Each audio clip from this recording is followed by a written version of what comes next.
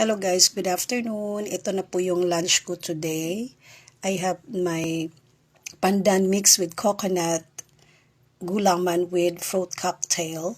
And then, meron tayong yung ginawa ko ngayon na hindi na po siya naging meatballs kasi pag meatballs po siya, medyo flat siya kasi para maluto yung sa loob. Yung karne maluto kasi pangit pag hindi siya luto. I like crispy also.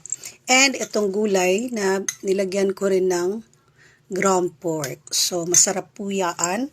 At meron po tayong rice and gulay. And after that, pag tapos na po akong kumain, ito po yung magti-tea time po ako. Meron po akong peach tea, sweet and juicy. So, hindi ko na kailangan lagyan ito ng stevia or honey.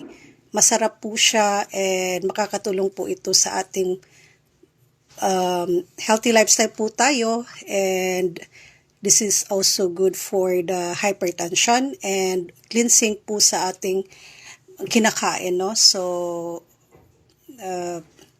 mag-vegetarian na tayo, guys. So, ito na yon. See you on my next video. And please like, share, and comment. Thank you. And have a nice Wednesday, everyone. Bye-bye.